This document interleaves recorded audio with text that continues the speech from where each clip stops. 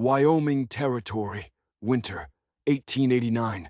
The blizzard screamed across Stone Hollow like a demon unleashed from hell itself, and in its frozen teeth, a young widow stood at a crossroads that would change everything. Eleanor Brooks, 24 years old with 3 starving children, clinging to her tattered skirts, stared at the trading post through eyes that had already seen too much death. What she didn't know was that the next 60 seconds would force her to make a choice no mother should ever face. Inside that weather-beaten building, warmth promised survival. But survival had a price Eleanor could barely afford to pay. Her youngest, Lucy, barely 18 months old, whimpered against her back in a makeshift sling. 7-year-old Tommy pressed against her side, his lips blue from cold, too exhausted even to shiver. 4-year-old Emma gripped her mother's skirt with fingers so numb they'd lost all feeling. They'd walked 15 miles through the storm after the last train of the season abandoned them at the rail station. 15 miles with no food. 15 miles watching her children fade with every step. And Eleanor knew that they wouldn't survive another night in the open. The bell above the door jangled as she pushed inside. The sudden warmth hit like a slap, and for a moment she couldn't see through the fog of her own frozen breath. When her vision cleared, she saw it, a single loaf of bread under a dusty glass dome. It might as well have been a mountain of gold. "How much for the bread?" Her voice cracked, barely above a whisper. The shopkeeper, a tight-lipped widow with eyes like flint, looked Eleanor up and down with obvious disdain. "Silver dollar, no haggling." Eleanor's hands trembled as she emptied her pockets onto the counter. A few rusted coins scattered across the wood. A wooden button, a tarnished hairpin. And finally, with a movement that felt like tearing out her own heart, she placed down her wedding ring. The room went silent. "You think I run a charity?" The shopkeeper's voice dripped contempt. "Or a pawn shop?" A drunk man near the stove chuckled, his breath reeking of cheap whiskey. "Maybe she can trade more than the ring, huh?" Laughter rippled through the room like a disease, and Eleanor felt something inside her crack. Not break. She'd been broken before. This was different. This was the moment she realized how little the world valued a widow's dignity. Tommy's hand tightened in hers. Emma buried her face in her skirt, whimpering. Eleanor didn't flinch. She couldn't afford to. "It belonged to a good man," she said, voice low but steady. "He died for this country. It should mean something." The shopkeeper shrugged, swiped the ring, and tossed the loaf toward Eleanor, like she was throwing scraps to a stray dog. Outside, the wind howled its approval of cruelty. Eleanor knelt on the frozen stoop and broke the bread into 3 pieces. She gave one to each child. Nothing for herself. There wasn't enough. There was never enough. Tommy looked at his piece, then at his mother's empty hands. With a movement that would haunt Eleanor for years, he handed his portion to Emma. "I can be brave too, like Papa," he whispered. "But please don't sell your coat next, Mama." Eleanor turned away, pressing her lips to his forehead to hide the tears that were already freezing on her cheeks. That's when she heard the hooves. A man emerged from the white curtain of snow like an apparition, tall, broad-shouldered, with a rifle slung across his saddle and eyes that seemed to see everything. Samuel Hayes, 36 years old, owner of one of the largest ranches in Wyoming Territory. A man known for 3 things: silence, privacy, and unexpected kindness. He watched Eleanor shield her children with arms that trembled from more than just cold. Then, without a word, he dismounted and walked into the trading post. Through the frosted window, Eleanor saw him drop 5 gold coins onto the counter. More money than that bread and ring were worth 10 times over. The shopkeeper's eyes went wide. Samuel wrapped the remaining bread from the store in a clean cloth from his saddlebag and walked back into the storm. Eleanor stared at him as he handed the bundle to her. "What do you want?" The question came out sharper than she intended, but she'd learned the hard way that kindness always had a price. Samuel looked her straight in the eye. "Come with me." Eleanor drew back instinctively. "I'm not a beggar. I won't be anyone's—" "I'm not offering pity," Samuel interrupted quietly. "I'm offering work, shelter, safety." He placed the food into Tommy's hands and nodded once. "Your choice." Eleanor's eyes shifted to her children, to the trading post behind them, to the tiny ring that was no longer hers. Her mind raced through possibilities, each darker than the last. What kind of work? What would he expect in return? Could she trust him? Could she afford not to? "What kind of work?" she finally asked, voice barely above a whisper. Samuel turned, pulled a thick wool scarf from his saddle, and tossed it to her. "Whatever needs doing. But tonight, just warmth." What Eleanor didn't know, what she couldn't know, was that this moment would set in motion a chain of events that would test her courage, shatter her assumptions, and force her to redefine everything she thought she knew about survival, trust, and home. But first, she had to survive the night, and the morning after would bring its own challenges.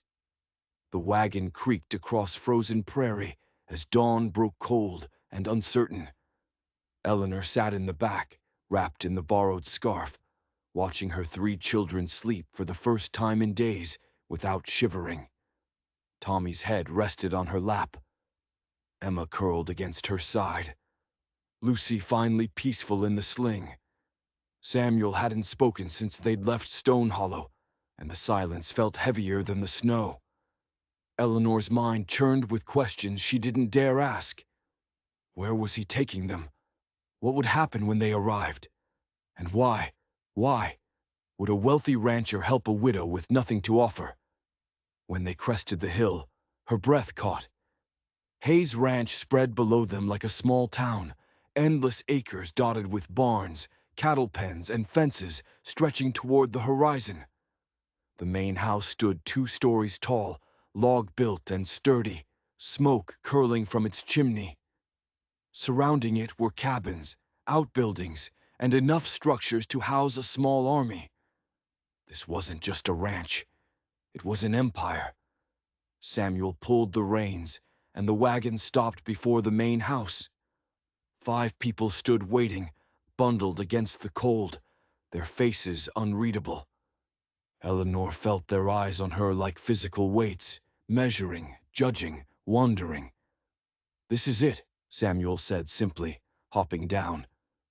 He helped Eleanor with the children, and she felt every gaze follow her movements. Old Ruth stood first, gray-haired, round, with a ladle gripped in one hand like a weapon. Beside her, Miguel, lean and dark-eyed, his expression carefully neutral. Jonah, arms like tree trunks from years of ranch work, watched with open curiosity. Sarah, tall and sharp-eyed, clutched a broom to her chest like armor. And Caleb, the youngest at maybe 20, arms crossed, a smirk playing on his lips that made Eleanor's skin crawl. No one spoke. Samuel gestured to Eleanor. "She and her children will be staying. She'll work for her room and board. That's all you need to know." As they walked toward the house, Sarah leaned toward Caleb and whispered, just loud enough for Eleanor to hear, "Guess the boss has a type." Eleanor froze on the porch steps, every muscle in her body tensed. She'd heard that tone before, knew exactly what it implied. Her voice came out low, firm. "I can sleep in the shed. We don't need to be trouble." Samuel turned to face her, and something flickered in his eyes. Not anger, but something sharper. "My house has rules," he said, "and one of them is this: no one sleeps cold under my roof." He led them inside, and the warmth hit like a wave. For the first time in days, Lucy stirred awake, blinking against the light from the hearth. What happened next would set the tone for everything to come. That evening, after the children had eaten their first real meal in weeks, Samuel returned to the kitchen with a folded piece of paper. He placed it on the table, handwritten in steady script. Eleanor read it twice, her heart pounding with each word. You cook, clean, homeschool your kids. I provide roof and bread. You owe nothing more. S. Hayes. He handed her a pencil. Sign if you agree. Eleanor looked at him for a long moment, searching his face for the trap, the hidden clause, the expectation that would come due. She found nothing but patient waiting. Her hand shook as she signed. E. Brooks. Samuel turned to Emma, who sat at the table coloring with her tongue between her teeth. Your mother's working for me, he said quietly. Doesn't mean she's less, understand? Emma nodded solemnly, and a small smile tugged at her lips. But if Eleanor thought that paper would protect her from the whispers, she was about to learn how wrong she could be. The next morning she found a bundle on her bed, a warm, thick dress with mended sleeves and a note pinned to the collar in Ruth's handwriting. Mr. Hayes told me to mend it for someone brave. Eleanor pressed the fabric to her face, breathing in its clean scent, and for the first time since her husband's death, she felt something dangerous blooming in her chest. Hope. But in the barn, Caleb was planting different seeds entirely. He tossed a pitchfork aside and muttered to Jonah, loud enough for others to hear. Guess we're feeding orphans and widows now. Maybe I should start a family too. Samuel passed by at exactly the wrong or right moment. He didn't raise his voice, just stopped in his tracks. Say that again, he said quietly, and you'll sleep where coyotes sing. Caleb's smirk died. He turned away without another word. That night Eleanor stayed up after the children slept, scrubbing floors, stacking wood, wiping windows. She couldn't shake the feeling that this was too much, that she was taking more than she gave, that the debt was growing faster than she could pay it. When she returned to the kitchen, exhausted and aching, she found a steaming mug sitting alone on the table. Hot cocoa, rich and sweet. Samuel, halfway to the door, spoke without turning. Sleep while you can. Tomorrow is for building, not guilt. Eleanor stared after him long after he disappeared down the hall. He hadn't pitied her, hadn't praised her. He'd simply shared the burden, quietly, without asking anything in return. For the first time in weeks, Eleanor allowed herself to sit. Not because she'd finished everything, but because she was no longer alone. What she didn't realize was that being not alone came with its own complications. And those complications were about to explode in ways she never anticipated. Spring inched its way into Wyoming Territory like a cautious animal testing the ground. Snow still lingered in shadows, but the wind had lost its cruel edge. The children began to settle into ranch life, and Eleanor watched them transform in ways that made her chest ache with something between joy and terror. Tommy, curious and eager, spent mornings trailing Miguel around the horse pens. The boy clutched a brush half his size as Miguel taught him gentle strokes to soothe the restless mare.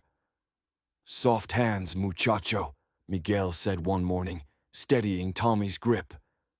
You treat them like you treat people, with patience. Tommy looked up with eyes full of wonder. How do you say thank you again? Miguel smiled. Gracias. The boy repeated it with such careful reverence that Miguel had to turn away, and Eleanor saw the man's shoulders shake with something that might have been emotion.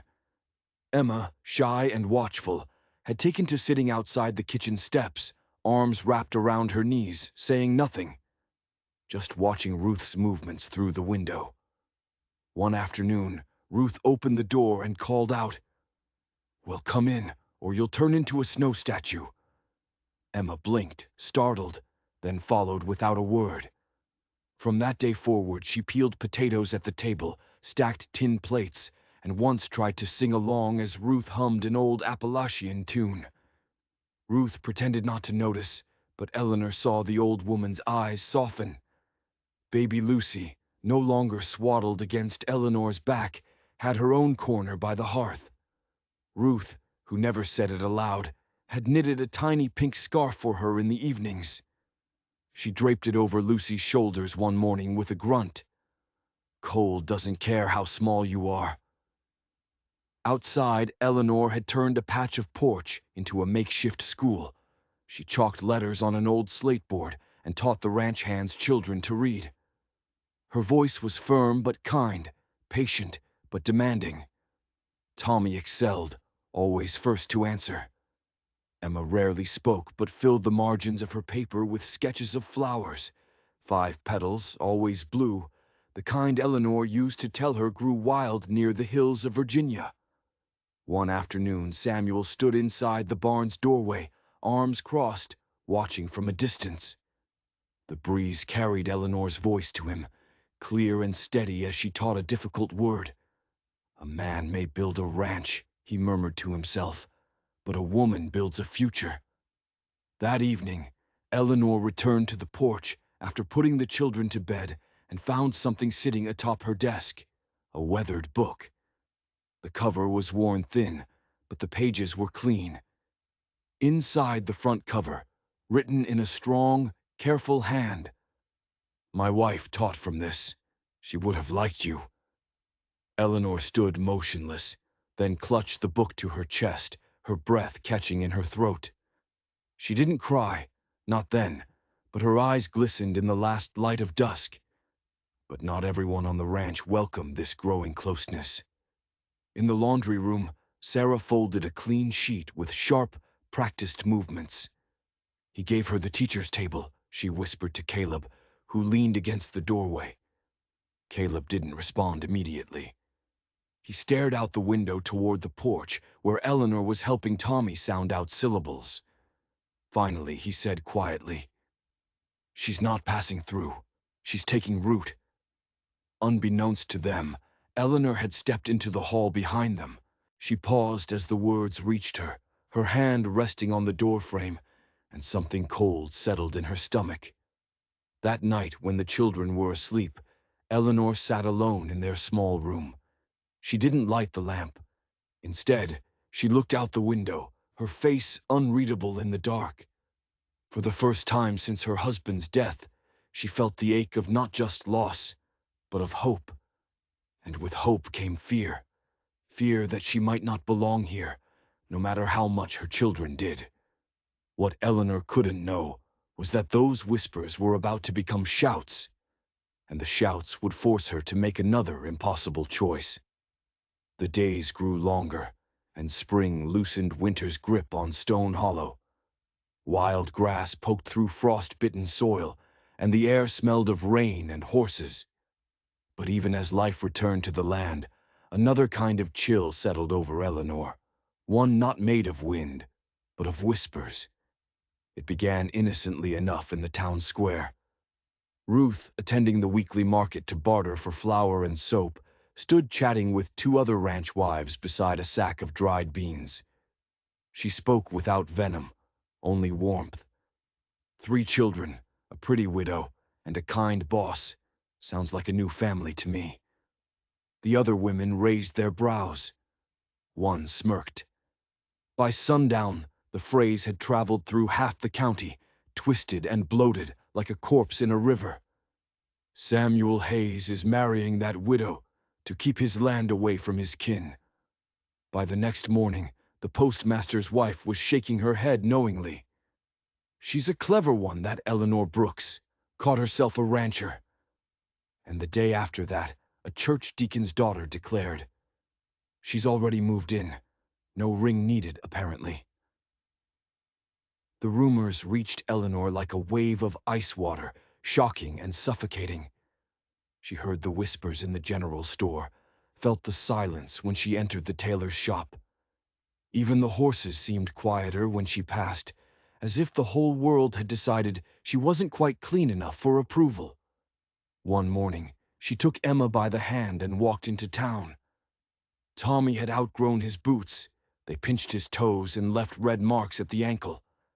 Eleanor had hoped to trade some hand-sewn embroidery for a strip of leather. Inside the fabric shop, the owner, a sharp-chinned woman with a rigid smile, watched them approach with calculating eyes. "No ring," the woman said as she measured out fabric, her voice carrying clearly through the quiet shop. "But you live on his land." Eleanor flinched. Emma's small hand tightened in hers. "I do my part," Eleanor said quietly, keeping her voice steady through sheer force of will. "I'm sure," the shopkeeper replied, lips thin as a knife blade. Eleanor left without the fabric. Outside, she crouched beside Emma, tucking the girl's coat tighter around her against the spring wind that suddenly felt cold again. "Why are they mean, Mama?" Emma asked, her voice small and confused. "They don't know us," Eleanor whispered, brushing hair from Emma's cheek. "And sometimes people fear what they don't understand." But the truth was darker than that, and Eleanor knew it. They feared her because she represented something dangerous, the possibility that a woman could survive without following the rules, that a man might help without demanding payment, that kindness might exist without strings attached, and people couldn't allow that possibility to exist without crushing it. That night, Eleanor waited until the children were asleep.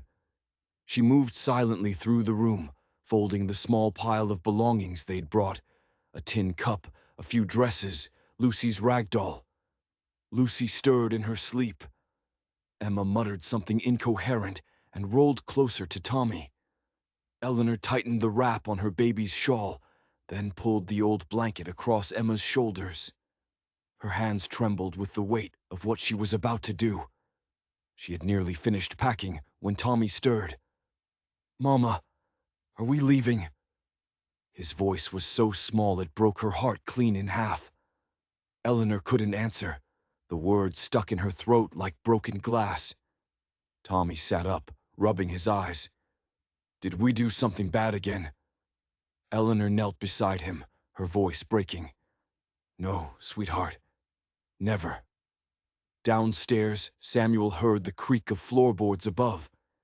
He waited by the cold hearth, a cup of coffee untouched in his hand, knowing exactly what Eleanor was planning, and knowing he had to let her make the choice herself. When Eleanor came down, bag on her back, Lucy asleep on her chest, she met his eyes across the dim room.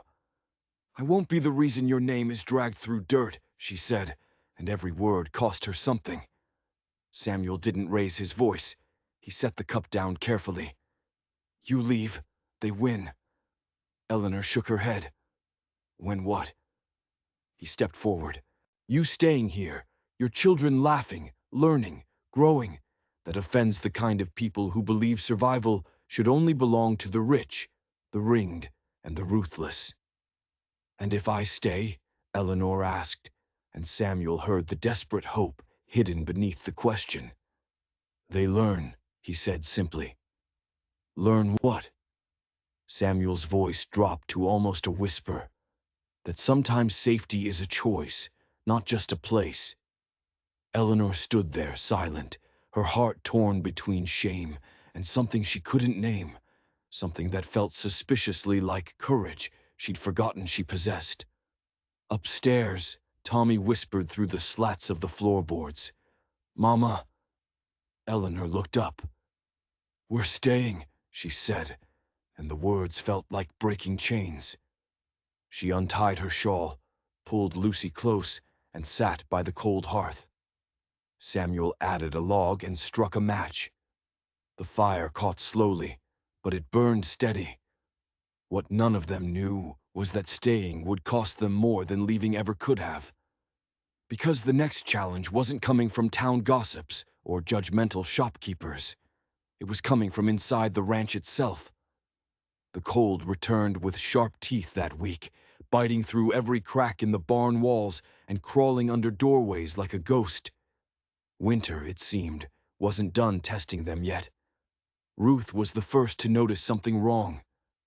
She stood frozen at the entrance of the storage shed, eyes narrowed at the gaping lock and the scatter of flour across the wooden floor. A half-empty sack leaned awkwardly against a barrel. Several bags were missing: flour, cornmeal, dried beans, slabs of cured meat. She called Samuel. He arrived without a word, bent low in the snow just outside the door. His eyes followed the footprints, not animal tracks, but human. Clean, heavy steps, familiar boots. It wasn't coyotes, Samuel said, brushing his glove along the doorframe where the lock had been jimmied open. Whoever did this knew where the key was hidden. The ranch hand stood nearby, watching. Miguel looked up from his post, silent. He'd been on night duty. No one accused him directly, but the air grew heavy with the weight of unspoken doubt. Miguel met Samuel's eyes. "I was here. I heard nothing." Samuel didn't reply, but Eleanor saw the muscle jump in his jaw. That evening, tension coiled through the ranch like a rope drawn too tight. Eyes lingered longer than they should have. Whispers grew louder in corners. Eleanor noticed Tommy watching Miguel with uncertainty and worry written across his young face. But the truth came quickly, and from the smallest witness. Tommy had gone to check on his wooden horse in the shed, a toy he'd made with Samuel months ago, carefully carved and glued. That afternoon he returned pale, his lips pressed into a thin line. "Mama," he whispered, pulling Eleanor aside with urgent hands. "I saw Caleb. He was in the shed. He had a sack. He saw me looking, but he didn't say anything. He just looked. Scared." Eleanor's chest tightened. She found Samuel by the woodpile, his sleeves rolled, chopping logs into splinters with more force than necessary. When she told him, he didn't stop the axe. His voice was low, steady, dangerous. "You don't take food from children, not even in winter." By nightfall, Samuel confronted Caleb in front of everyone. The young man didn't deny it.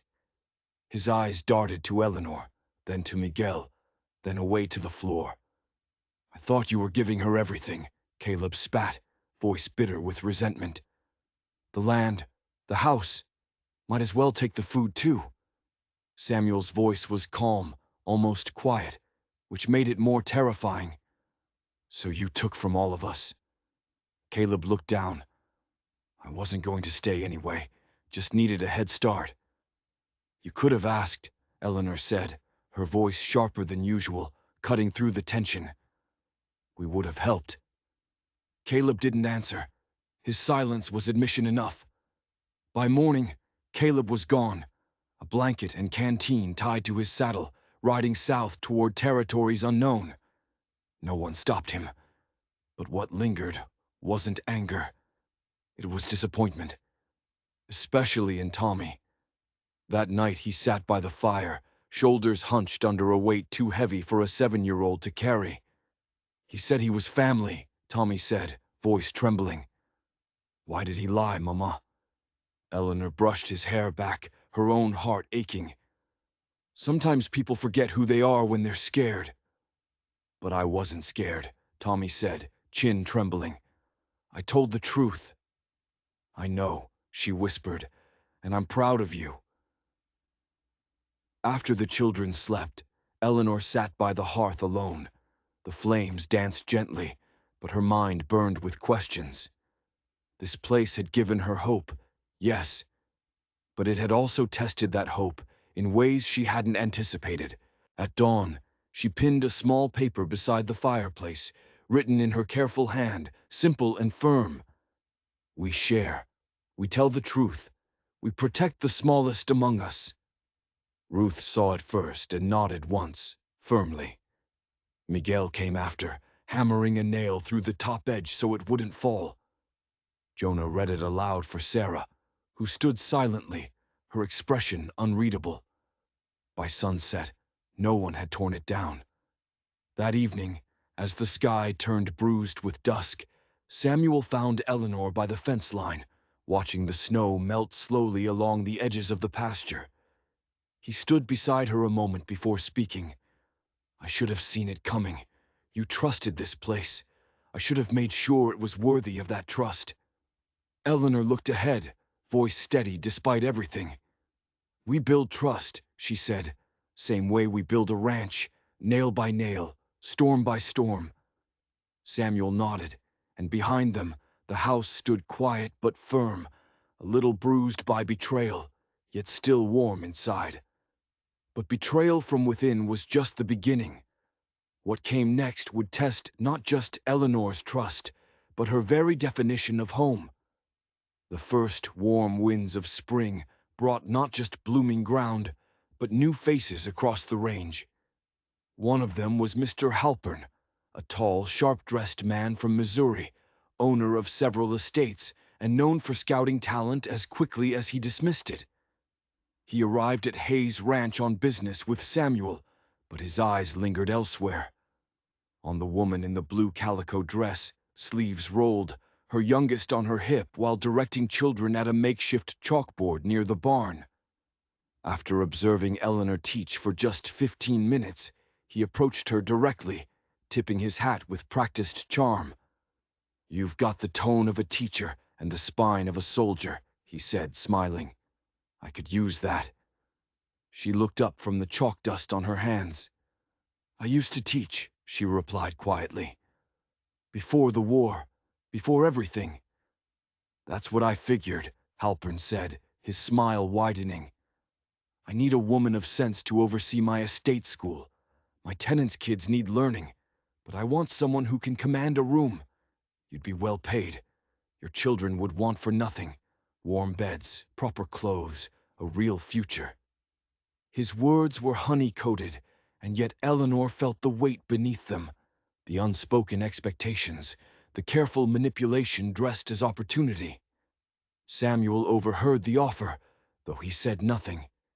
His eyes, however, followed Eleanor a little longer that evening, watching her move through the kitchen with attention she couldn't quite hide. The others assumed she'd go. Ruth offered a congratulatory nod at supper. Sarah didn't speak at all. Even Miguel, who rarely commented on domestic affairs, muttered, "Wouldn't blame her. It's a fine offer." Eleanor didn't sleep much that night.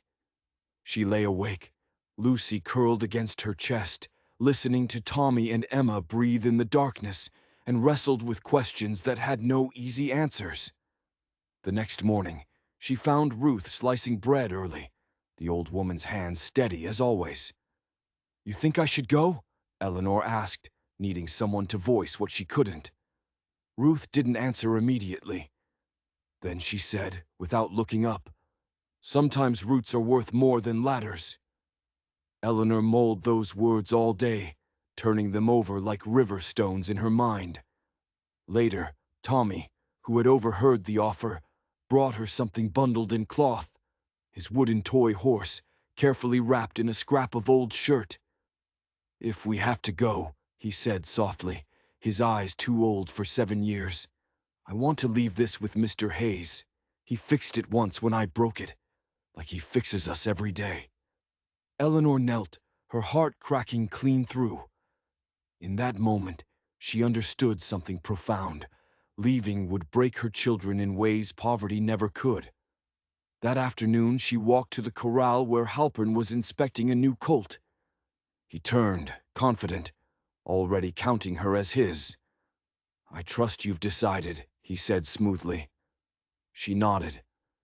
"I came here with nothing," she began, choosing each word carefully. "Less than nothing, but I found something more than bread here. I found honor. My children are growing with it, not despite it." Halpern's expression cooled instantly. "Honor feeds no one, Miss Brooks."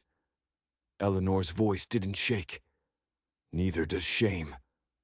She turned before he could reply, her boots crunching dry earth underfoot as she walked back to the house that wasn't hers by law, but had given her more shelter than she'd ever known to ask for. Later that evening, Samuel found her seated on the porch steps, Lucy asleep in her lap, her arms wrapped gently around the child's warmth. "You told him no," he said. "It wasn't a question." "I did." He didn't ask why. He simply handed her a small tin mug filled with warm cider and sat beside her in comfortable silence. Above them, the sky stretched quiet and wide, like the kind of peace only earned after war. And for the first time since arriving at Hayes Ranch, Eleanor didn't feel like she was merely surviving. She felt like she had chosen something, not just turned something down. She had actively chosen to stay. Chosen this place, these people, this impossible and imperfect home. What she didn't know was that her choice was about to be tested in the most terrifying way possible. The storm came fast, faster than the skies had warned. One moment the ranch was humming with early spring chores, everyone moving with the easy rhythm of routine. The next, dark clouds barreled over the hills like cavalry charging, and the wind turned feral. It ripped shingles from the barn roof like they were paper, snapped fence posts like twigs, sent livestock bolting in all directions, eyes white with terror. Eleanor clutched Lucy close as Samuel and the ranch hands scrambled into action. Miguel shouted something over the wind, his words torn away before they could land. Jonah ran with ropes, trying to secure what could be saved. Sarah dragged tools and supplies under cover. Samuel barely ducked a falling beam before shoving the stable door shut with his full weight. Somewhere in the chaos, Emma tripped and scraped her knee badly. The little girl cried out, blood mixing with mud, her voice lost in the roar of wind. Ruth swept in to lift her, just as Eleanor got there, heart pounding so hard she thought it might break through her ribs. By dusk, the wind had calmed, but devastation remained. Rainwater dripped through broken shingles. Wet blankets steamed near the fireplace, and Lucy, shivering from exposure, began to burn with fever. The ranch had lost order, but no lives. That fact alone felt miraculous. That night, nobody slept. Jonah kept the remaining fence upright with spare posts and rope, working until his hands bled.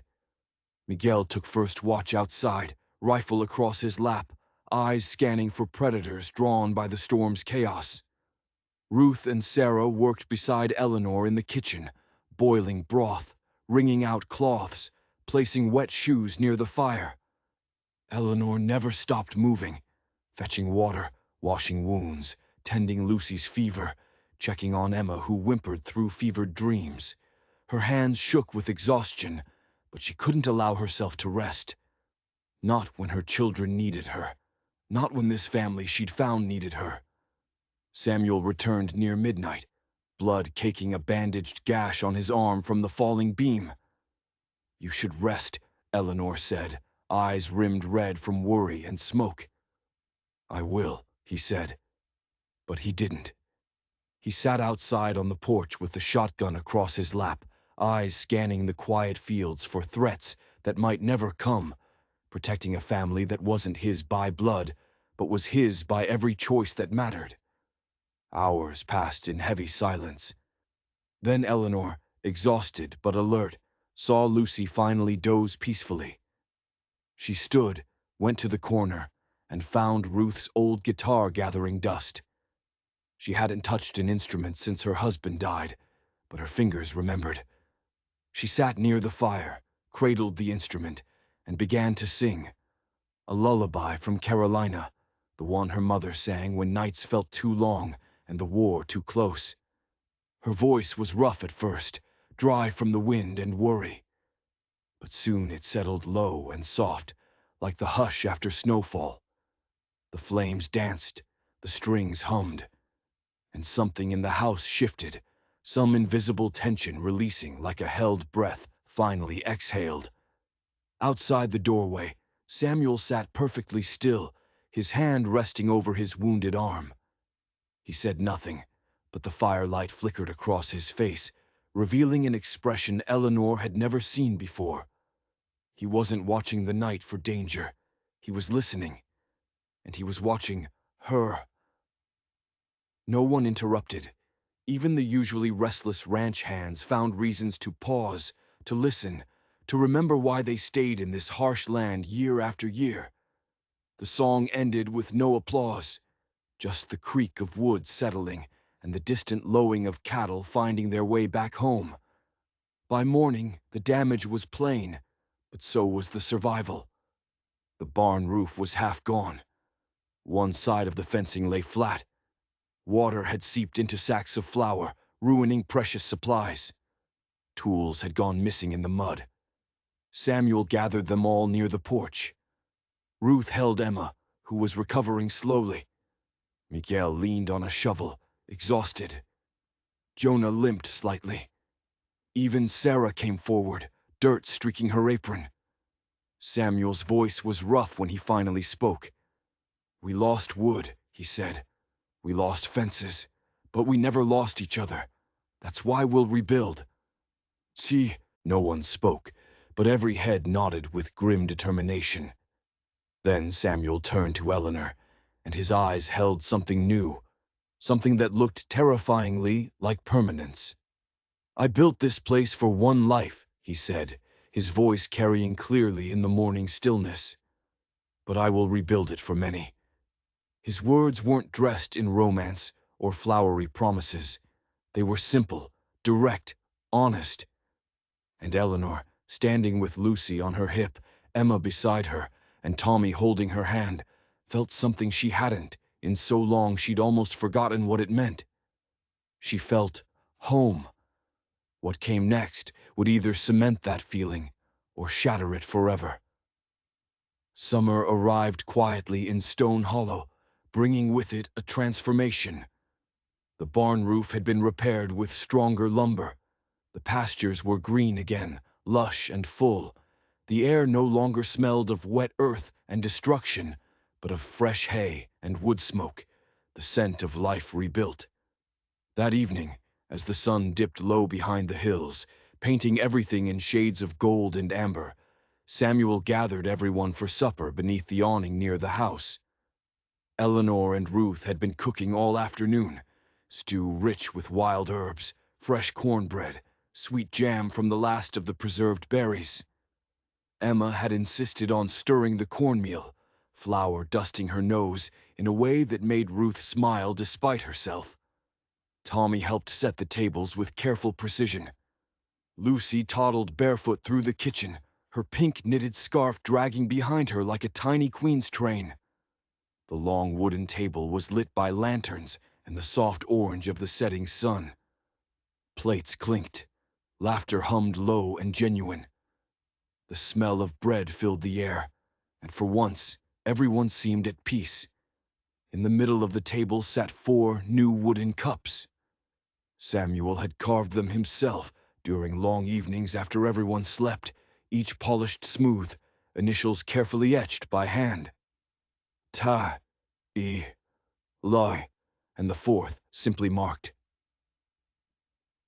Eleanor touched hers gently, her thumb tracing the curve of the letter, and felt tears prick her eyes for reasons she couldn't quite name.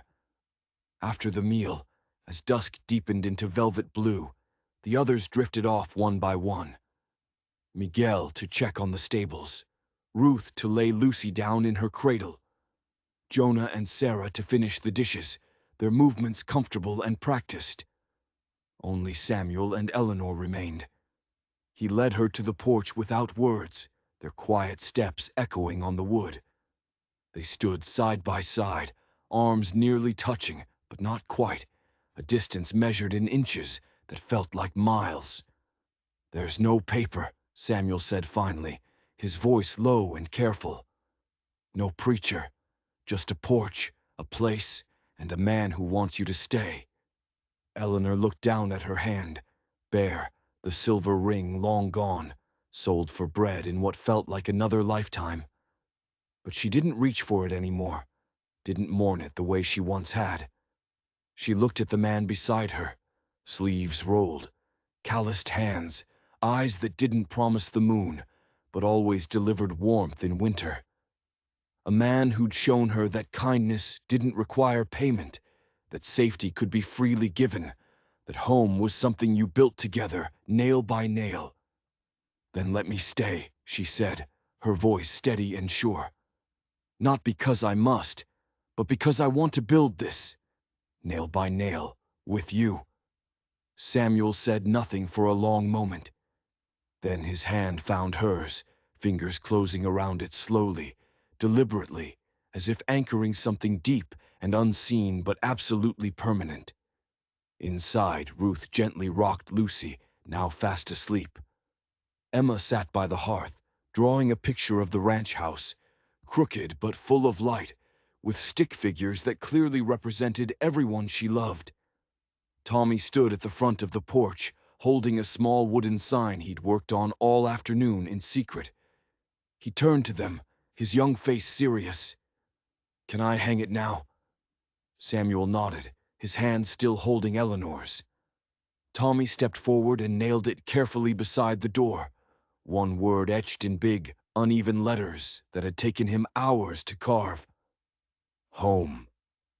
No church bells rang, no rice was thrown. There were no bouquets or speeches or witnesses beyond the people who mattered most.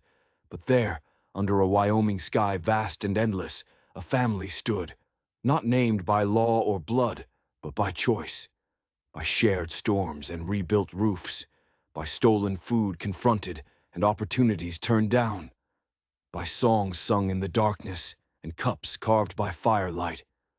And that, more than any paper or ring or preacher's blessing, was enough. It was more than enough. It was everything. If this story of quiet courage, silent strength, and love blooming in the harshest places touched your heart, don't forget to hit that like button and subscribe for more unforgettable tales of grit, grace, and families built by choice instead of chance. We've got more stories coming your way. Stories where the wind howls, the fire glows, and hearts find home in the most unexpected places. Until next time, partner, keep riding for love.